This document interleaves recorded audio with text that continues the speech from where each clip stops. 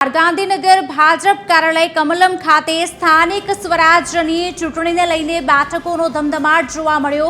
મુખ્યમંત્રી ભૂપેન્દ્ર પટેલ અને પ્રદેશ પ્રમુખ જગદીશ વિશ્વકર્માની હાજરીમાં નિરીક્ષકોની નિમણૂક માટે મહત્વનું મંથન થયું। આ બેઠકમાં ભાજપના વરિષ્ઠ નેતા આઈ.કે. જાડેજા પણ વિશેષ ઉપસ્થિત રહ્યા હતા। ભાજપ હવે દરેક જિલ્લામાં 3 નિરીક્ષકોની ટીમ મોકલશે, જેઓ ગ્રાઉન્ડ લેવલ પર જઈને સંભવિત ઉમેદવારોને સાંભળશે। નિરીક્ષકો દ્વારા તૈયાર કરાયેલી પેનલ પર અંતે પ્રદેશ ચૂંટણી સમિતિ ઉમેદવાર પસંદગીની આખરી મોહર મારશે। आज अंगे વધુ વાતચીત કરશે associate editor Sonal Anadkat live જોડી ચૂક્યા છે। સોનલ, શું વધુ વિગતો મળી રહી છે? ધમધમાટ શરૂ થઈ ચૂક્યું છે।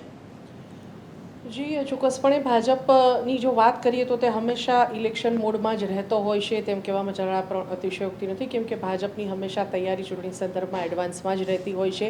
ગઈકાલે જ હજુ મુખ્યમંત્રી નિવાસ સ્થાને વિધાનસભા સત્ર ચાલુ હતું તે દરમિયાન બેઠક મળી હતી, જે પ્રદેશ કોર ગ્રુપની નિમણૂક કરવામાં આવી છે। તેની કોર ગ્રુપમાં પ્રદેશ ભાજપ અધ્યક્ષ જગદીશ વિશ્વકર્મા અને મુખ્યમંત્રી સહિત જે નાયબ મુખ્યમંત્રી અને સાથે સાથે પૂર્વ પ્રદેશ અધ્યક્ષ સી.આર. પાટીલ સહિત જે નેતાઓ છે તેમનો સમાવેશ કરાયો છે।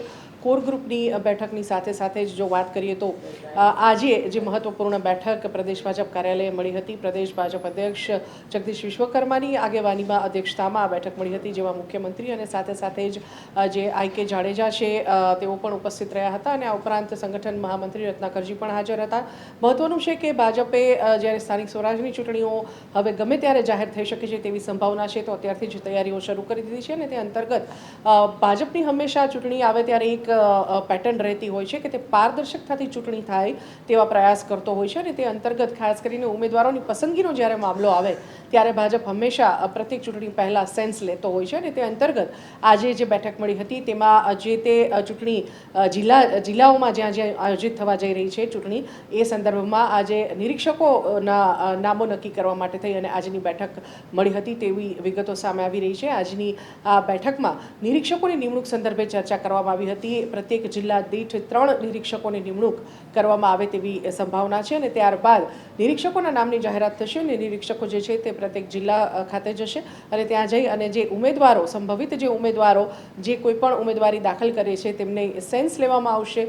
જે સ્થાનિક આગેવાનો છે, જે પૂર્વ ધારાસભ્યો છે અથવા તો પૂર્વ જે નેતાઓ છે જે ભાજપ સાથે જોડાઈ ચૂક્યા છે તે તમામ લોકોની જે સેન્સ છે તે લેવામાં આવશે અને ત્યારબાદ જે 3 નામોની પેનલ છે તે બનાવવામાં આવશે અને તે ચૂંટણી સમિતિ જે બનાવવામાં આવી છે તેને મોકલવામાં આવશે। આ એક પ્રક્રિયા છે। ચૂંટણી પહેલાં હંમેશા કોઈ પણ ચૂંટણી હોય, ચાહે સ્થાનિક સ્વરાજની હોય, વિધાનસભાની ચૂંટણી હોય કે ગમે તે ચૂંટણી હોય, ભાજપ હંમેશા આ પ્રક્રિયાને અનુસરતો આવ્યો છે અને તે અંતર્ગત આજે જે બેઠક મળી હતી તેમાં નિરીક્ષકોની નિમણૂક સંદર્ભમાં જે વાતચીત છે તે કરવામાં આવી હતી, જે સંભાવનાઓ છે તેના નામોની ચર્ચા કરવામાં આવી હતી અને સાથે સાથે જ મહત્વનું એ પણ છે કે ચૂંટણી અંતર્ગત પ્રભારીઓની પણ નિમણૂક થતી હોય છે। જે તે જિલ્લાના ચૂંટણી પ્રભારી જે છે તે પણ અલગથી નિમવામાં આવતા હોય છે, તેની પણ જાહેરાત હવે પ્રદેશ ભાજપ તરફથી ગમે ત્યારે થઈ શકે છે। પ્રભારીઓ જે છે તેમની અંતર્ગત જે નિરીક્ષકો છે તે કાર્યરત રહેતા હોય છે અને નિરીક્ષકો સેન્સ લીધા બાદ 3 નામોની પેનલ બનાવી અને સમિતિને મોકલતા હોય છે અને ત્યારબાદ આખરી ઉમેદવારની પસંદગી પર મહોર લાગતી હોય છે। એટલે આ એક આખી પ્રક્રિયા દરેક ચૂંટણી પહેલાં ભાજપ અનુસરતો આવ્યો છે વર્ષોથી અને તે અંતર્ગત આજની આ બેઠકમાં નિરીક્ષકો સંદર્ભે નિર્ણય લેવાયો છે। જ્યારે ચૂંટણીની જાહેરાત થશે ત્યારબાદ જે કેટલાક દિવસો જે આચારસંહિતા રહેતી હોય છે તે દિવસો દરમિયાન જે નિરીક્ષકો છે તે જે તે જિલ્લામાં જશે, સેન્સ પ્રક્રિયા પૂર્ણ કરશે અને ત્યારબાદ જે પેનલ છે તે ચૂંટણી સમિતિને મળશે અને પછી ઉમેદવારના નામ પર આખરી મહોર લાગશે।